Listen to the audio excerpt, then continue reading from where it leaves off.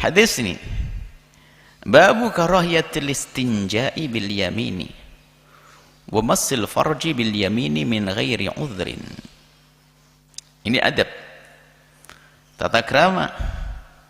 Subhanallah. Bab karahiyatul istinja' bil yamin. Makruhnya istinja, membersihkan diri dari sisa buang air besar dan air kecil, bil yamini, dengan tangan kanan, itu makruh. Kalau bab sebelumnya Imam Nawawi pakai tabir nahyu, larangan. Jadi memang setengah-tengah itu. Nahyu itu kan larangan. Dan larangan itu kan ada dua.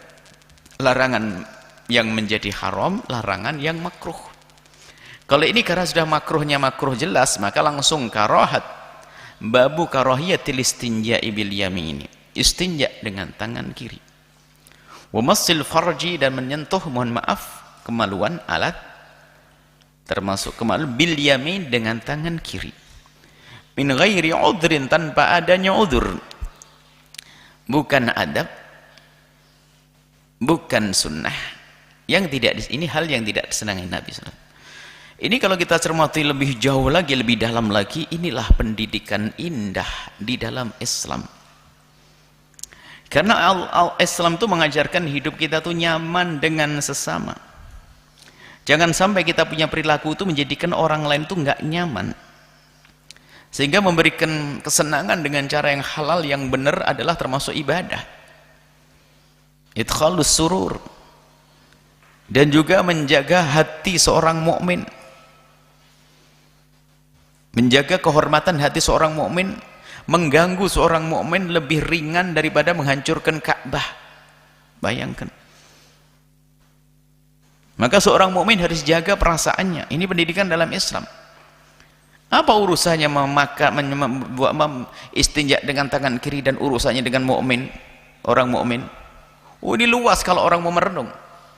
Dan jika umat Islam itu mengamalkan ini, sudah sangat istimewa, sangat istimewa. Ini kan rambu-rambu dan aturan di dalam kita bermasyarakat, berinteraksi dengan orang lain.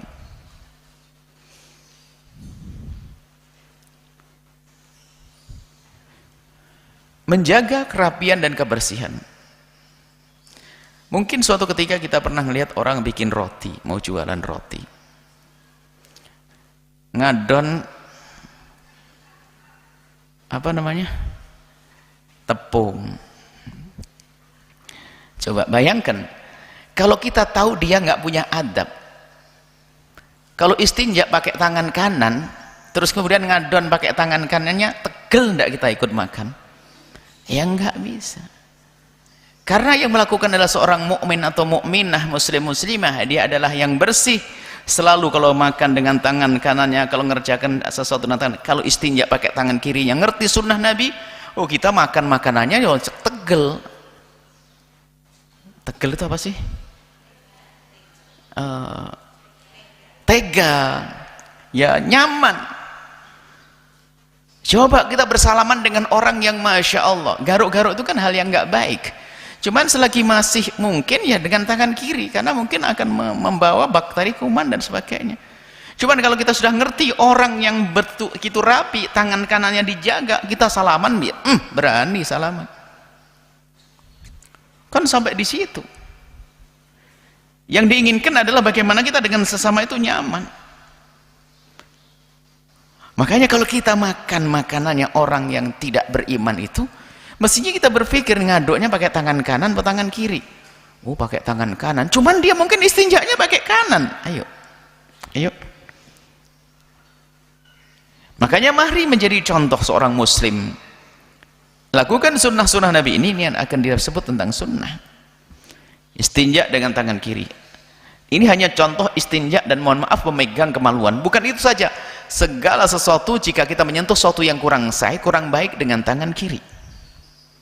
Karena tangan kiri memang tempat digunakannya untuk itu. Kemudian setelah itu tangan kanan memang untuk kebaikan, nulis dan sebagainya, makan untuk diri kita sendiri, salaman. Allah indahnya Islam. Akan tapi di saat seorang muslim mukmin sudah jarang menjalankan apa yang diajarkan oleh Rasulullah, maka nilainya pun juga akan turun.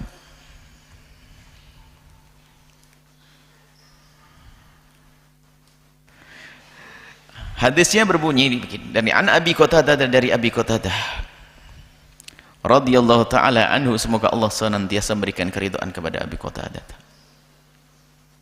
Anin Nabi, meriwayatkan dari baginda Nabi Muhammad sallallahu alaihi wasallam. Qala, beliau berkata, Nabi bersabda, "Idza bala ahadukum," jika buang air kecil salah satu dari kalian, fala ya'khudanna dzakarahu biyaminihi, jangan sampai mengambil, memegang, mohon maaf, kemaluannya dengan tangan kiri kanannya. Yusuf, pendidikan istimewa. Wala yastanji biyaminihi, jangan beristinja dengan tangan kanannya. Wala yatanaffas fil ina'i, jangan bernafas di dalam wadah di saat minum. Subhanallah, ini akhlak yang baik. Buang air kadang kita perlu bantuan dengan tangan kita agar kencing tidak kemana-mana, maka gunakan tangan kiri kita untuk itu. Istinja jelas dengan tangan kiri karena itu kotor. Minum, karena kita itu biasa hidup dengan bersama. Habis kita minum mungkin yang lain ingin minum. Bagaimana pendidikan dari Nabi? Jangan sampai kau buat temanmu itu jijik. Belum lagi dari sisi medis, katanya nafas kalau keluar akan membawa bakteri-bakteri, dan ternyata hari ini kenapa harus pakai masker? Karena penularan penyakit dari situ. Maka yang batuk pakai masker, biar nggak nular yang lainnya.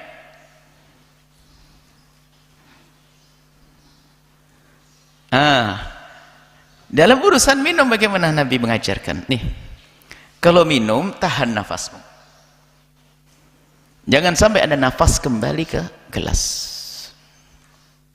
Kalau harus nafasnya di luar,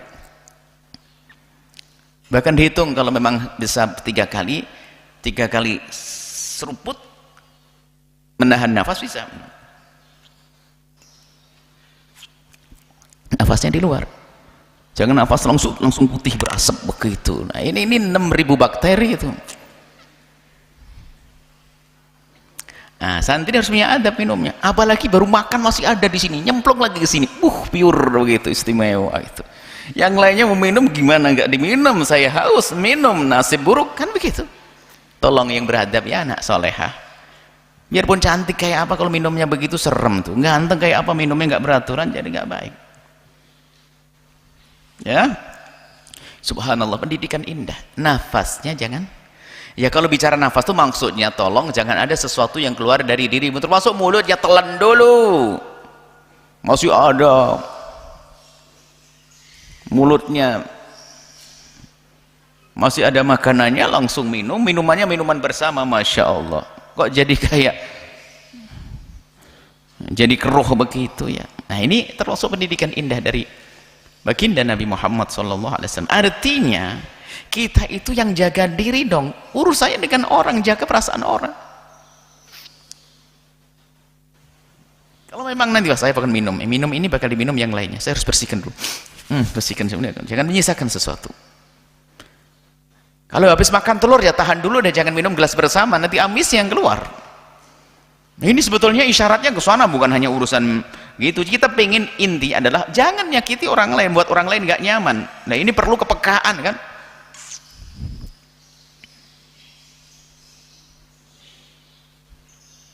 Memperhatikan yang lainnya. Apalagi di saat kita makan bersama, seperti baginda Nabi makan bersama satu nampan. Tentunya yang bersih dong, jangan jorok, lompat sana lompat sini, Masya Allah. Mulutnya dekat ke nasi, netes lagi. Wah. Kalau sudah merasa pilek dan sebagainya, minggir, biar yang lain nyaman. Ini perlu loh, nak. Ini akhlak ini para santri khususnya. Jadi menjaga kebersihan, dan juga para pemirsa dimanapun berada, para pendengar. Ini kami lagi asik dengan santri begini. Jadi bersih makan, apalagi makan satu nampan begitu, lihat. Nabi yang ngajar dalam pertemuan yang lalu, ya hulam, anda sekecil, makanlah dari apa yang ngiringimu yang di depannya dulu, jangan lompat sana lompat sini. Masya Allah. Ada orang makannya nggak pakai perasaan, kan pakai daging itu, yang lain oleh dagingnya habis. Ya dibagi-bagi dong tadi. Jadi memperhatikan kawannya yang tetap bersih, rapi, kan tidak jorok. Kukunya panjang, hitam lagi. Siapa yang mau nemeni makan? Kuku hitam, tolong dibersihkan. Makanya makruh juga nanti akan disebutkan menyara kuku. Karena apa? Nggak nyaman orang ini. Kuku nggak bisa dibersihkan. Nggak tahu apa yang disimpan di balik kuku itu. Kan tempat mangkalnya syaitan. Artinya kotoran-kotoran ada di sini. Kukunya panjang, kukunya buat sendok lagi. Karena panjang banget.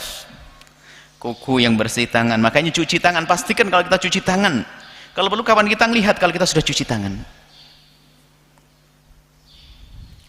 Subhanallah, menjaga perasaan orang itu penting sekali. Itu yang diajarkan oleh Rasulullah Sallallahu Alaihi Wasallam.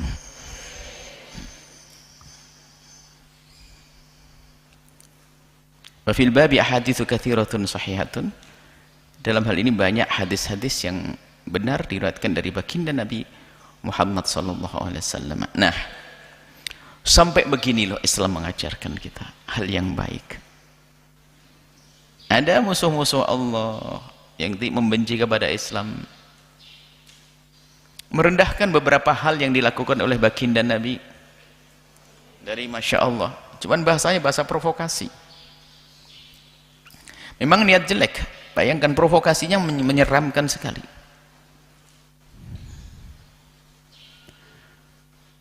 Padahal kisahnya itu dipisah-pisah. Contoh beberapa waktu yang lalu kita bicara tentang bagaimana kalau makan itu jangan nyisakan makan.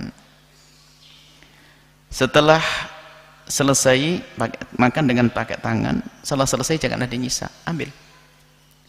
Sisa makan, dibersihkan. Kemudian dibahas tentang bagaimana istinja. Dianjurkan dengan 2, kalau bisa pakai batu dulu kemudian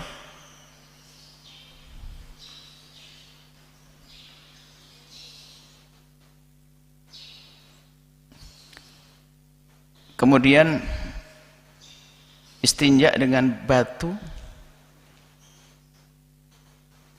Jika abdi menggabungkan antara istinja dengan batu dan istinja dengan air, ini ada orang provokasi, naudzubillah. Padahal hal ini semuanya dilakukan oleh mereka dengan cara resmi. Sudah kita jelaskan, kalau urusan makan dengan tangan kanan katanya jorok, innalillah. Bagaimana Anda mengatakan jorok, hai yang tidak kenal Islam? Justru ini yang lebih bersih daripada gayamu itu yang pakai sendok. Alhamdulillah tangan ini privasi milik saya. Kalaupun harus masuk tangan, masuk ke mulut, paling mulut anak-anak, mulut istri, mulut suami, itu saja. Atau ayahandanya disuapin. Tapi ini sendok 1000 orang masuk ke mulutnya.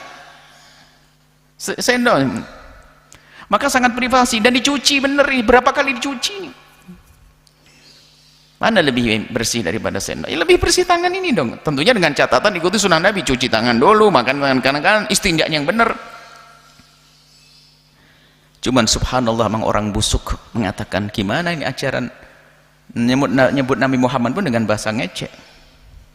Suruh bayangkan, naudzubillah. Ini kan provokasi, dan hati-hati. Kadang-kadang kita kebawa dengan provokasi betul. Lihat, istinja nggak mau pakai air, katanya, pakai batu. Habis istinja pakai batu, makan. Habis makan tangannya dijilati, kan kurang ajar banget. Allah, ini kan berarti kan ini memang cara menggambarkan orang di luar Islam semacam itu. Sudah kan? Padahal kita semuanya indah, cuci tangan, makan dengan tangan kanan, istinja dengan batu itu untuk menghilangkan air dengan athar. Bahkan sampai hari ini pun ternyata istinja dengan batu itu kan tidak harus dengan batu, artinya sesuatu yang punya sifat-sifat kayak batu, bisa ngeresep, bisa menarik kotoran, bisa ini. Nah ini berlaku tisu kering itu. Dan ternyata yang dihindari oleh mereka itu dilakukan di tempat-tempat mewah mereka, hotel-hotel kelas berbintang, bandara-bandara mewah, itu semuanya begitu, nggak ada air di situ, adanya tisu. Istinja dengan tisu.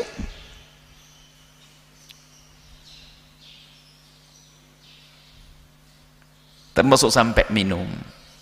Ini kan yang diajarkan oleh baginda Nabi Sallallahu Alaihi Wasallam. Maka dalam Islam itu indah sekali. Makanya juga ini kita biasakan kita itu nyaman, bikin orang lain nyaman dengan kita, sampai diri kita sendiri. Upayakan deh kita pakai harum-haruman.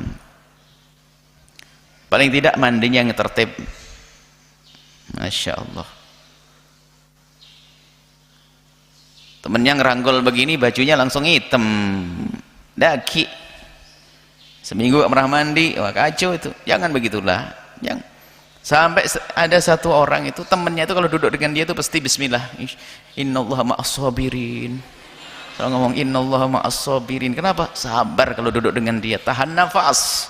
Semoga aja nggak jadi sesak nafas. Jangan begitulah, jadi orang yang bersih harum.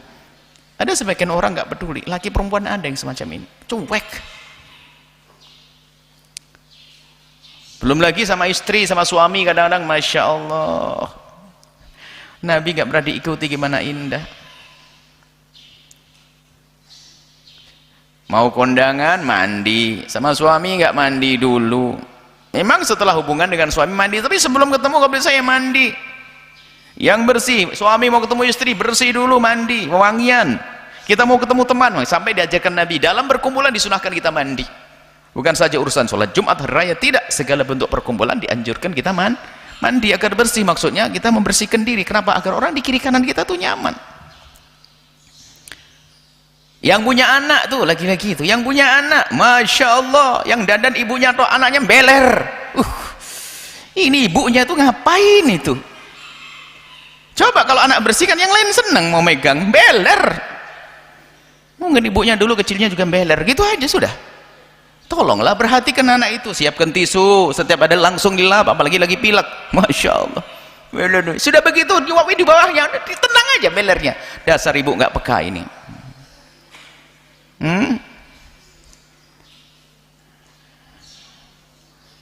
Wah, ini nasihat luar biasa, ini penting ini. Saya melihat, saya senang dengan anak-anak kecil. Cuman kadang-kadang tangan saya mau dicium sama orang dibelerin nih. Salaman nih. Basah ini, basah. Lap, nak, kasihan di belakangnya nanti. Kan biasa saya salaman begini. Kan biasanya dulu tuh salaman, dia ada anak kecil di sana. Ya Allah. Kadang-kadang tuh siapin tisu. Kalau beler kasih tisu sebelum nyium tangan ini nanti. Anak kecil nyium tangan, habis itu dicium yang lainnya. Bakteri jangan kan. Menjijikkan lagi. Ibunya di mana? Wah, rupanya ibunya beler terus, gak pernah dibersihkan sama suaminya. Suaminya jauh banget sih.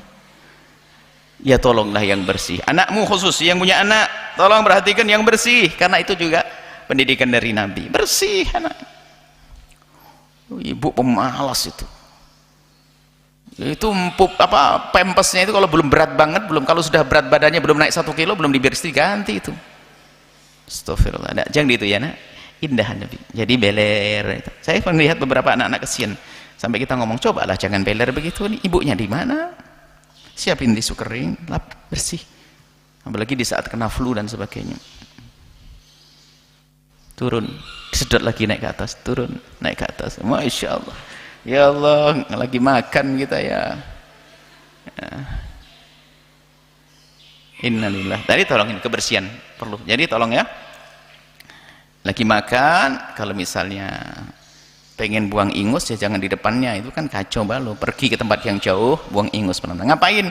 Nggak mau ngapain? Jangan mau buang ingus. Nah ini sama aja bohong, ngasih tahu nanti kedengaran seret padahal itu sandal. Dipikir dia ingusan. Jadi tolonglah, adab itu penting. Nabi ajarkan semuanya itu.